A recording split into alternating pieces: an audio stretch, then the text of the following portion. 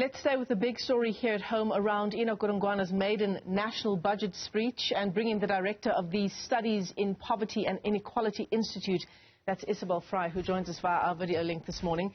Isobel, it's time. It's about time. You and so many other analysts are saying this for a pro-poor budget.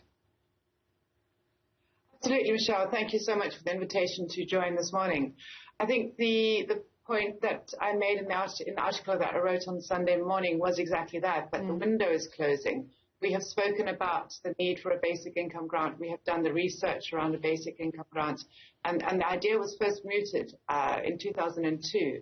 And what we've seen is a steady incline in poverty, a huge incline in unemployment, and little really that goes to addressing the concern. I mean, the real question that we're talking about here, Michelle, is how do people get income to live? So employment itself is not necessarily just about the value of a job. It's about ensuring that someone has enough money to live a life of dignity, that they have enough money to feed their family, that they have hope for the future and something to build towards. Yeah. In the absence of that, in terms of social policy, you have Social Security coming in to fill those gaps. Now, what we have, as the previous insert showed, is a tragedy in terms of unemployment.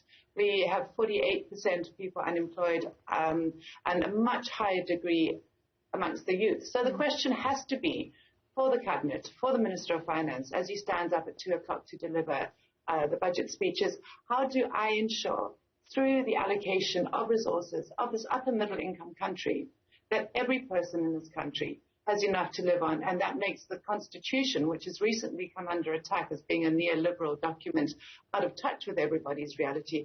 How do we make the Constitution real through the budget allocations? And of course, Isobel, ironically, a failure to move quickly to establish the basic income grant will mean in the long term that we spend a lot more on certain sectors. I'm talking healthcare, even prisons. Absolutely. In fact, I was having a discussion with colleagues at United Nations yesterday about that. The research is, again, ample globally, also in South Africa, about the beneficial spend. So where you don't spend sufficiently, where children are raised with malnutrition, they develop cognitive learning disabilities and health disabilities. As you say, there's a direct link between poverty as well as social crimes.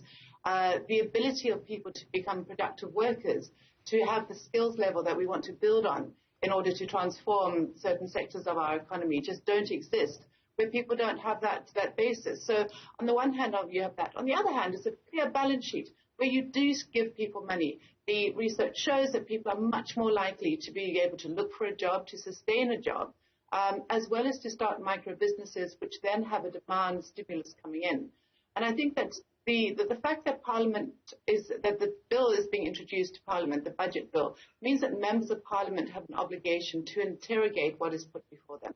And I think that we as South Africa need to look to our elected leaders and say, for you, this is not a rubber stamping. An article by Ben Cronin in Daily Maverick yesterday shows exactly that we elect people to go to Parliament to represent our interests, and really this needs to be the budget where members of Parliament say to the executive, why are you not introducing this basic income grant? Because time is running out, and the point is, if we can allocate money towards the social relief of distress grant, which is minuscule, we really need to be able to look creatively at the macroeconomic framework and say this is not working for us.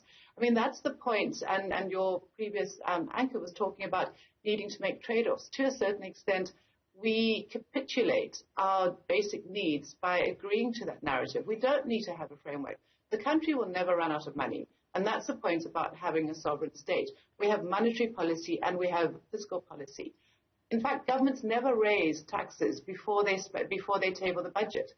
Money gets raised as the financial year proceeds. What you have table that's going to be presented today is not fully paid for. So if it's not fully paid for, we should be looking creatively at finding those pots, because otherwise I think you and I and people of our generation are going to look back in 5 to 10 years and realize that these years were the crucial years where the boldness and the courage that we needed to grasp slipped through, and basically what happens next lies on our shoulders. Yeah.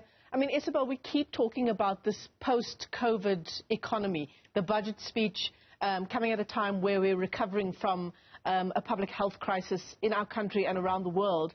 But the point is, the extreme levels of poverty and of unemployment in South Africa weren't caused by COVID. They weren't, and many of us talk about the crisis before the crisis. In fact, if you look at the report, the Presidential Advisory Committee report that caused a bit of a furore a couple of weeks ago, the researchers there show that even on developing countries' continuum of poverty, South Africa is an extreme outlier. Our extreme levels of poverty, which are the starvation levels, are such that they hold us back from development because, and that's what I was saying about the 350 Rand grant, there is a certain level of spend that a country has to do to lift people out of poverty before you can start the race, and we're not there. So each year we churn more and more people into poverty, and we actually we prevent our economy from growing because what we're doing is trying to stop those people who are not included. I think, Michelle, just to say that when you look at the unemployment figures, I mean, we know that we have a distressing number of 12 million people who need jobs. And so any job creation strategy, while exemplary in itself, cannot deal with that scale. What is of concern to us, however, are the 14 million people who are defined as neither employed nor unemployed. So there's 14 million adults who are just not on the balance sheets. Those are people who live like you and I, who have needs, who have dreams. We need to have a universal scheme that is large enough to absorb everybody, to claw back from middle-class people who are earning. Let's not criminalize and say, you've got to prove that you're poor enough to deserve any aid. We all deserve some kind of assistance. The country needs that. We need to have an economy that's buzzing, not one in which you get stale trickle-down of small and demeaning amounts. The facts are there, the figures are there, and what I've seen over the last couple of weeks is the leadership who are reaching out and asking new questions, and I think that really needs to be praised and it needs to be built upon.